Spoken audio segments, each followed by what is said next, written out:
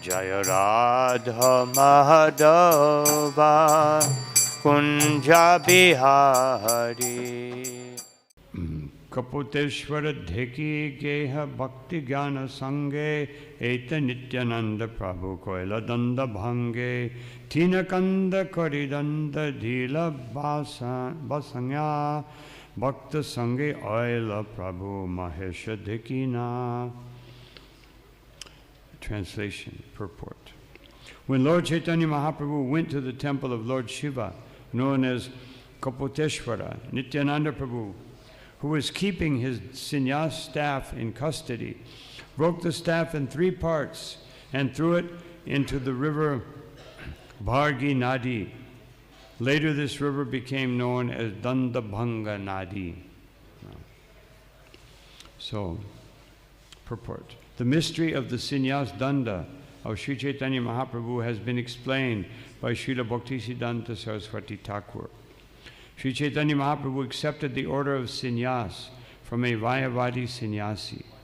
The Mayavadi sannyasis generally carry 1 staff or danda. Taking advantage of Sri Chaitanya Mahaprabhu's absence, Sri Nityananda Prabhu broke the staff in 3 parts and threw it into the river, later known as Dandabhanga Nadi. In the sannyas order, there are 4 divisions: Kutichaka, Bahudaka, Hamsa, and Paramahansa. Sometimes we say Parivrajacacharya for Hamsa. No. Only when the sannyasi remains on the Kutichaka and Bahudaka platforms, he can carry his staff. However, when one is elevated to the status of Hamsa or Paramahansa, after touring and preaching the bhakti cult, he must give up the sannyasi staff. Sri Chaitanya Mahaprabhu is Sri Krishna, the Supreme Personality of Godhead. It is therefore said, Sri Krishna Chaitanya Radha Krishna Nahi Anya. 2 personalities, Srimati Radharani and Sri Krishna, are combined in the incarnation of Sri Chaitanya Mahaprabhu. Therefore, considering Sri Chaitanya Mahaprabhu to be an extraordinary person, Lord Nityananda Prabhu did not wait for the Paramahansa stage. He reasoned that the Supreme Personality of Godhead is automatically in the Paramahansa stage. Therefore, he does not need to carry a Sanyaas Danda. This is the reason Sri Nityananda Prabhu broke the staff into 3 pieces and threw it into the water. So,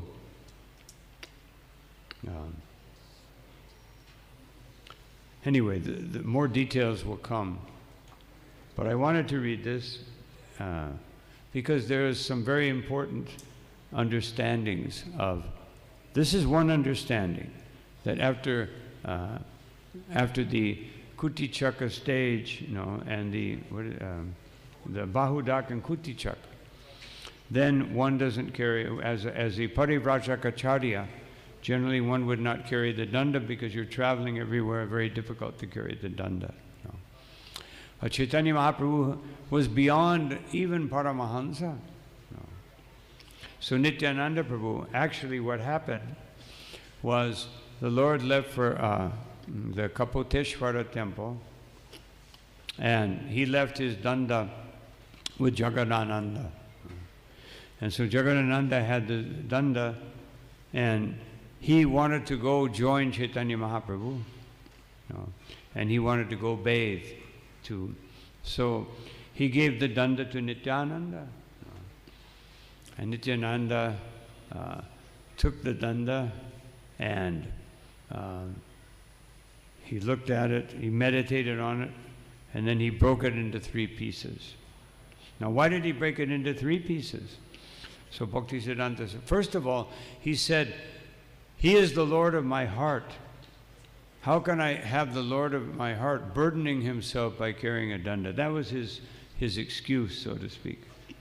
But he broke it into 3, so Bhaktisiddhanta Saraswati Thakur says that a Vaishnava sannyasi in the Madhya Gaudiya Sampradaya carries a tridanda. So therefore Nityananda made a tridanda. No, he broke it into 3 parts. And then he explains in great detail that in the Karma Kandak's explanation of sannyas, it says there are 3 dandas. One is the Indra Danda, one is the Vajra Danda, and the other is the Brahma Danda. So, Bhaktisiddhanta Saraswati Thakur explains that these three dandas of the sannyas mean that one controls one's senses, one mind, and one intelligence. They all become subservient to the Lord.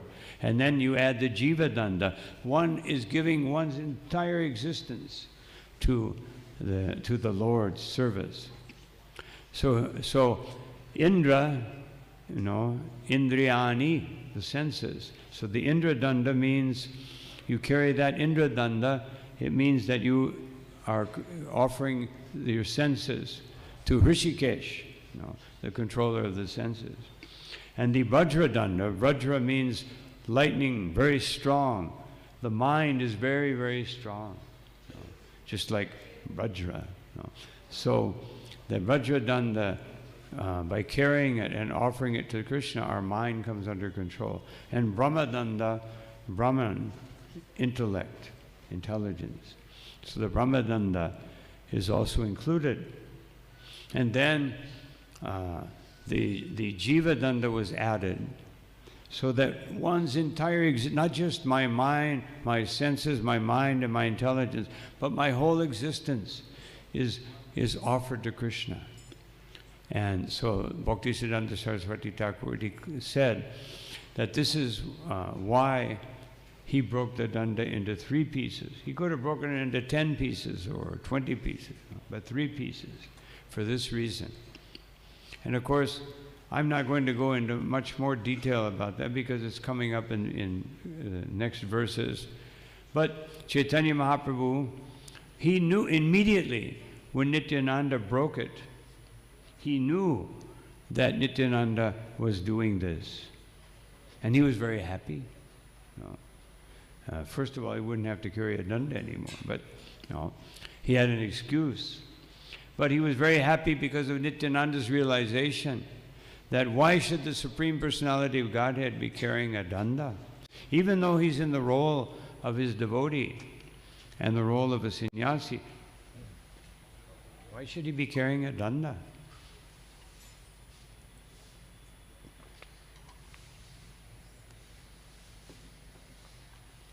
But when Chaitanya Mahaprabhu came back, because these are details from Chaitanya Bhagavat, he asked Jagadananda, where's my danda? Because actually Nityananda had told Jagadananda that Mahaprabhu told him to keep the danda, which wasn't true. It was true because in the inner sense, but it wasn't true. So Jagadananda said, well, I gave it to Nityananda. And so Chaitanya Mahaprabhu, where is my danda? And he gave him 3 pieces. And then Chaitanya Bhagavat says he showed it to Chaitanya Mahaprabhu, then he threw it into the river. And, Chaitanya Charitamrita said he had already thrown it into the river. But whichever, or both. So Chaitanya Mahaprabhu, why did you break this? And Nityananda said, no, you were in ecstasy, and you came back, I was holding the danda, and you embraced me, and we fell on top of the danda, and it broke in 3 pieces. And Chaitanya Mahaprabhu said, no, that's not what happened.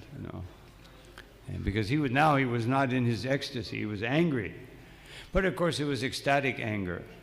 And Vrindavan Das Thakur, he explains that sometimes the Lord becomes angry even in the mood of, even though he considers his servant to be superior to him, because Lord Chaitanya would consider Nityananda superior, just like Krishna when he entered into the forest with Balaram.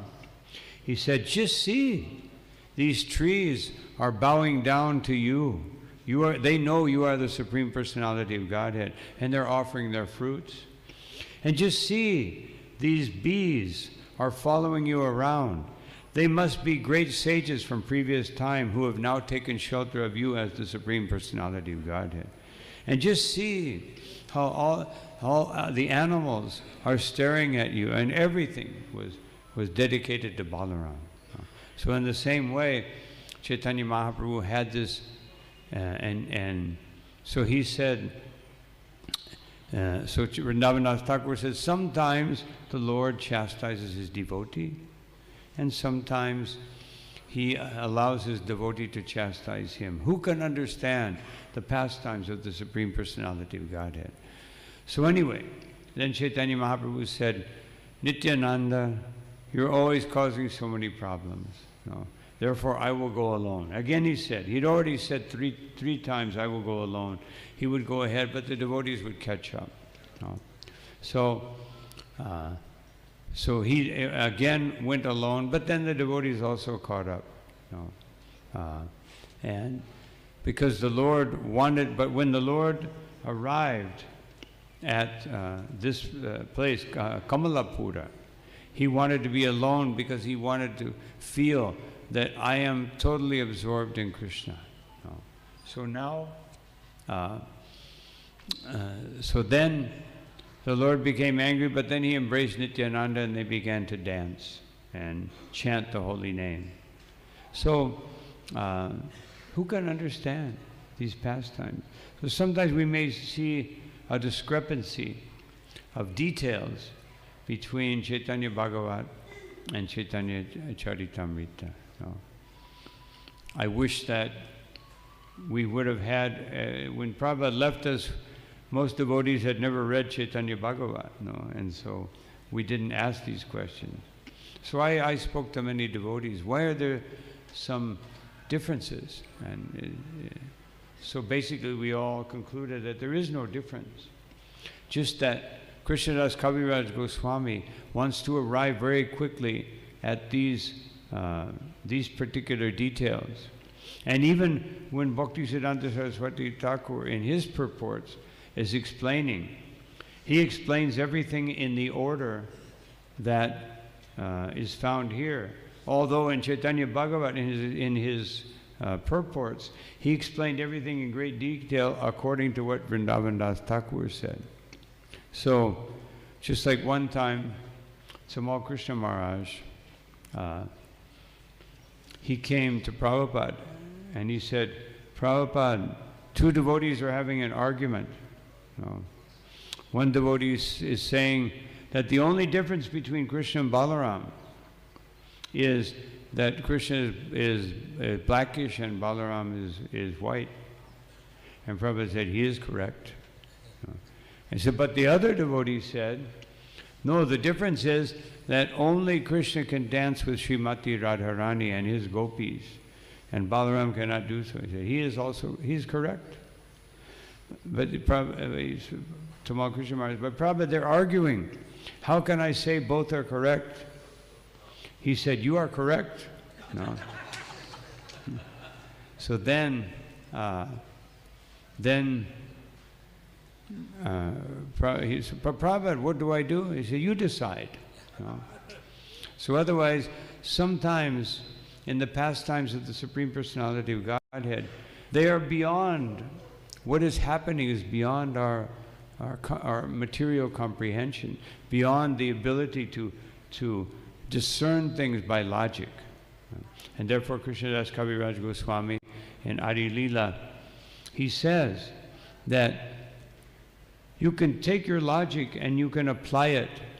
Take your logic, don't try to figure things out, but just apply your logic to the mercy of Sri Chaitanya Mahaprabhu, and you will find out that it is very wonderful. I used to know that verse, but I forgot it. And so,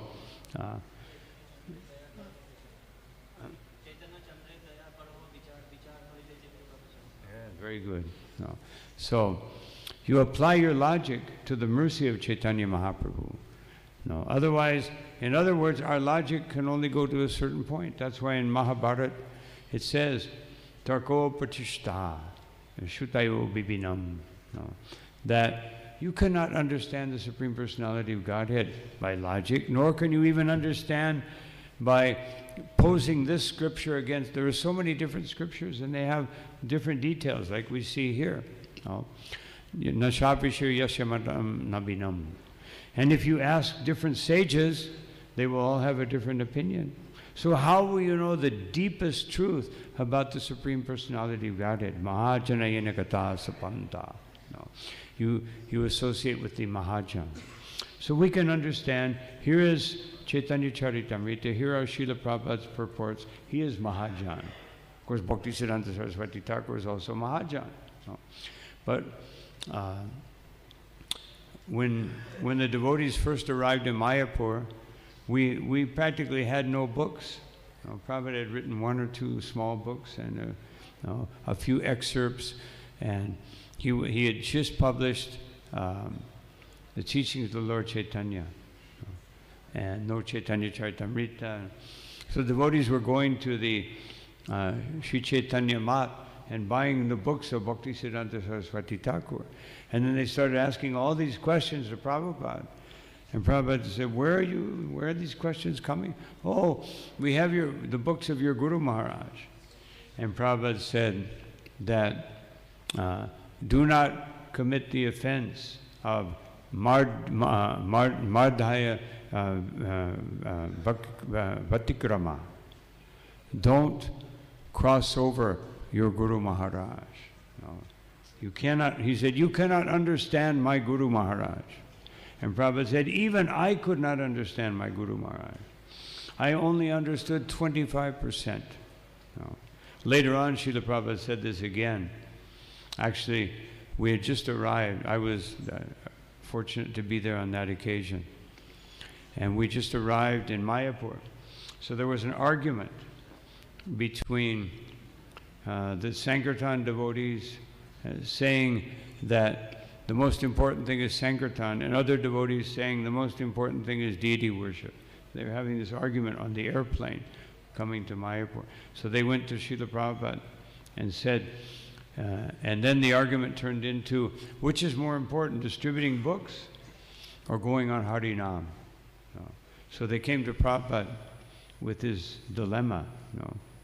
And Prabhupada said, both are important. Both are, each one is more important than the other. But then Prabhupada said, but distributing books is more important. So, otherwise, we should understand that devotional service, if you're pujari, if you're a cook, if you're a Sankirtan devotee, if you're a receptionist, whatever you are, it is, in Krishna's eyes, it is supremely important. What you are doing is perfect for Krishna. So, but Srila Prabhupada said, just like every devotee is satisfied, completely satisfied, but we can understand that Madhurya Ras, if we analytically we can understand Madhurya Ras is the sweetest. But that doesn't mean that someone who is in Vatsalya Ras or Sakya Ras is thinking, I'm missing something. No. The devotees in Sakya Ras, they're thinking, when will the daytime come? They don't even know what Krishna is doing at nighttime. And they don't care. They simply want daytime to come so we can play with Krishna. And the gopis are thinking, when will the nighttime come? They're on their balconies. Every time they see a little wind comes and some dust gets stirred up, they think Krishna's coming. And then, no, just some dust.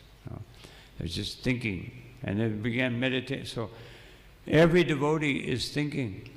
Yashoda Maya is thinking, Nanda Maharaj, go find Krishna, it's time for him to eat. He's playing, he's being naughty. So there is no superior, but if you compare them, we can compare them. But the devotees in Vrindavan, they cannot compare them. And I've just stopped with this little example that just like people love cricket, right? In India, they love cricket. So people will go to a cricket match and they will pay, who knows, thousands of rupees to get this front line ticket. You can right there on the front line. But someone else who cannot afford that, or they will see it on television. They see everything. They see everything, but the person on the front line only sees such and such, my favorite player, number X or Y, is hitting this, but he can't see what's happening on the other side. No. So the same thing, when we hear Krishna Lila, we hear everything. We're hearing from Bhagavatam, we're hearing from Srila Prabhupada, we're hearing from the Vaishnavas. No. We see the whole picture. But Yashoda Mai, she just sees Krishna, as my little son. Even in Kurukshetra, she puts Krishna on her lap. He's big, and he's got a helmet on. But she puts him on her lap, and milk begins to flow from her breast. That she can only see Krishna like that. So, which is better? No. Who can say which is better? We're seeing everything, but we're not experiencing the intensity of the rasa like the devotees in Vrindavan. No. So that is actually better, and it's so intense that there is no desire for one devotee to be thinking that some other rasa is superior. No. But everyone finally admits that Srimati Radharani is the most fortunate. That even Chandravali, she also comes to that conclusion that actually Radharani is the most fortunate. Even Rukmini, she comes to that conclusion. So anyway, just some details about apparent differences. So I'll stop here. Any comments? Any questions?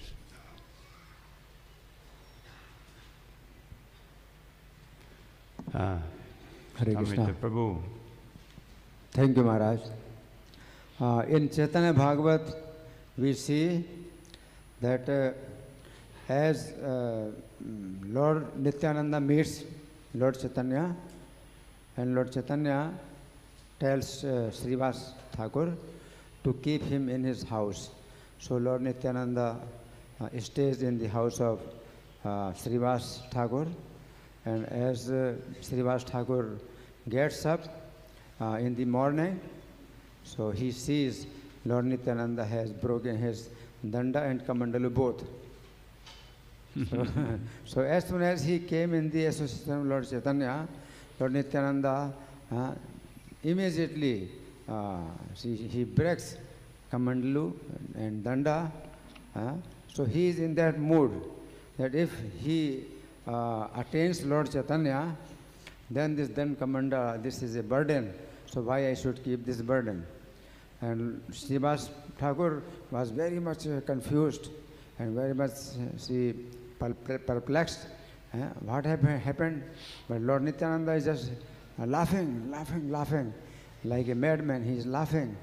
So Srivas Pandit tells Ramai, you go to Lord Chaitanya and tell Lord Chaitanya that Nityananda has broken his danda and kamandalu. Then Lord Chaitanya also comes and he sees this. Then the danda and kamandalu, the broken pieces of danda and kamandalu, Lord Chaitanya tells to put in Ganges. So we see that when Lord Nityananda himself does not want to keep danda and kamandalu, then why he wants that Lord Chaitanya will keep the danda? So as you have told that Nityananda was thinking that he is Lord of my heart, so why he should keep this danda, this burden, Lord Chaitanya? So this is the mood of Lord Nityananda. Hare Krishna. Any questions from devotees? Yes, Hare Krishna.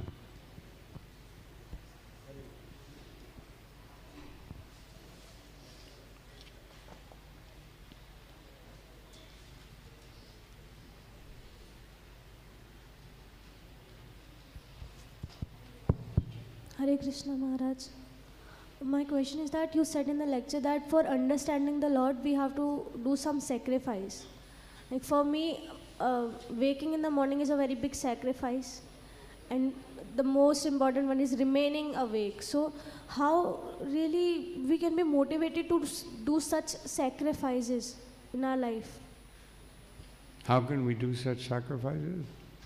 By Lord Chaitanya's mercy and Nityananda's mercy. No. Just like I tell the devotees many times, I think I mentioned it here, but I'll mention it again. In the beginning of the movement, devotees were having difficulty following all the 4 regulative principles. So one devotee told Srila Prabhupada that, Prabhupada, it seems impossible to follow these principles. These were devotees, they were hippie, they were not following anything. And so, the devotee said, Prabhupada, it seems impossible. And Prabhupada said, yes, it is impossible. And the devotee, oh, maybe only 2 principles, maybe 1, 2, no. Prabhupada is very merciful. Prabhupada said, but by the mercy of Chaitanya Mahaprabhu, the impossible has become possible. So that's how we understand that Chaitanya Mahaprabhu said, Krishna Shakti Vina Nahi Tara Pravartana. Without being empowered by Sri Chaitanya Mahaprabhu, we can't do anything.